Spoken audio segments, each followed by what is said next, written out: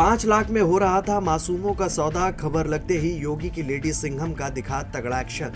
Nurse और फर्जी doctor का काला खेल आया सामने, देखकर दंग रह गया पूरा सूबा। मंदिरों और अस्पतालों से बच्चों पर रहती थी नजर, फिर शुरू होता था खौफनाक खेल।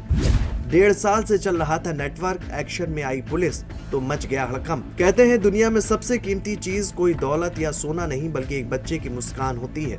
लेकिन सोचिए, अगर कोई उसी मासूमियत को बाजार की चीज बना दे, अगर कोई बच्चों को पैसों के बदले बेचने का धंधा शुरू कर दे, तो इससे बड़ा अपराध क्या हो सकता है। बरेली से सामने आई कहानी ने पूरे प्रदेश को हैरान कर दिया।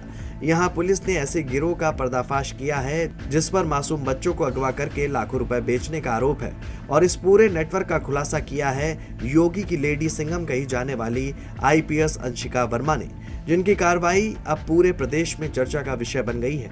आखिर ऐसा क्या हुआ, कैसे पुलिस ने पूरे खेल को बेनकाब किया, चलिए आपको सब कुछ बताते हैं। दरअसल पूरा मामला उस 1.5 साल के मासूम बच्चे से जुड़ा है जिसे मनोना श्याम मंदिर इलाके से अगवा किया गया था। शुरुआत में ये एक सामान्य अपहरण का मामला लग रहा था, लेकिन जैसे जैसे जांच आगे बढ़ी, कहानी कहीं ज्यादा बड़ी निकलकर सामने आई।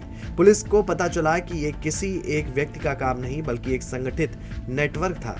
आरोप है कि ये गिरोह बच्चों को निशाना बनाता था और फिर उन्हें निसंतान दंपतियों तक पहुंचाकर मोटी रकम वसूलता था। हर बच्चे के बदले करीब 5 लाख रुपए तक लिए जाते थे। ये खुलासा होते ही पुलिस भी हैरान हो गई। जांच की कमान संभाल रही आईपीएस अंशिका वर्मा और उनकी टीम ने पूरे मामले की परतें खोलनी शुरू की। पूछताछ और तकनीकी साक्ष्य के दौरान कई अहम सुराग भी मिले। पुलिस के अनुसार मेडिकल कॉलेज में काम करने वाली एक नर्स इस पूरे नेटवर्क की मुख्य कड़ी निकली। आरोप है कि वही बच्चों की जानकारी जुटाने से लेकर पूरे सौदे को आगे बढ़ाने में सक्रिय भूमिका निभाती थी। उसके साथ एक ऐसा व्यक्ति भी पकड़ा गया जो खुद को डॉक्टर बताकर अस्पताल चला रहा था। चौंकाने वाली बात यह भी है कि ये नेटवर्क कोई नया नहीं था। पुलिस के मुताबिक ये गिरोह करीब 1.5 साल से सक्रिय था। पूछताछ में आरोपियों ने कथित तौर पर स्वीकार किया है कि 2 बच्चों को पहले ही लाखों रुपए में बेचा जा चुका है। तीसरे बच्चे के मामले में पुलिस समय रहते सक्रिय हो गई और पूरा खेल सामने आ गया। जांच में ये बात भी पता चली है कि गिरोह भीड़भाड़ वाली जगहों, मंदिरों, अस्पतालों और मेलों जैसे स्थानों पर बच्चों पर नजर रखता था। इसके बाद मौका मिलते ही उन्हें अपने जाल में फंसाने की कोशिश की जाती थी।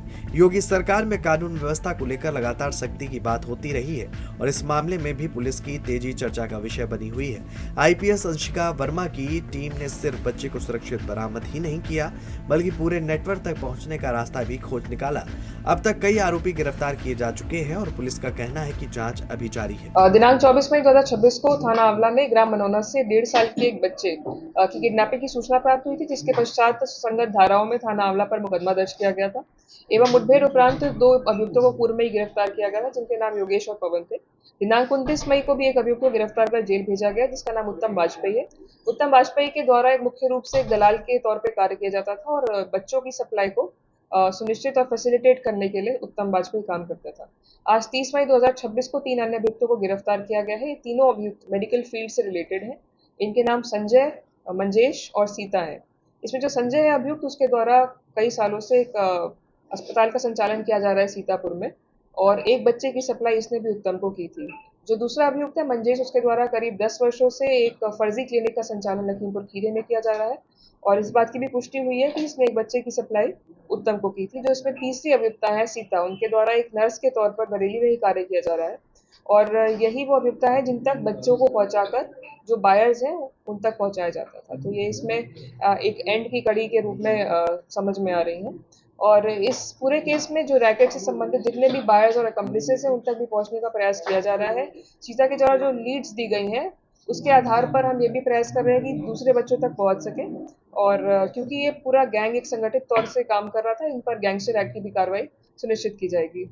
ये किस तरह से एक दूसरे के टच में आए, क्योंकि कोई लखनऊ खीरी का है, कोई सीतापुर का है, कोई बरेली का है, तो किस तरह से पूरा गैंग संचालित हो रहा था? इसमें जो उत्तम नाम का अभियुक्त है वो मुख्य रूप से एक दलाल के रूप में और एक मीडिएटर के रूप में कार्य कर रहा था और उसी के द्वारा पूरे इस रैकेट को संपर्क में लाया गया। कितने रुपए में ये बच्चे बेचते थे, अभी तक की जानकारी में क्या निकल गया है? करीब 5 लाख रुपए में बच्चों को बेचा जा रहा था अभी तक की जानकारी में।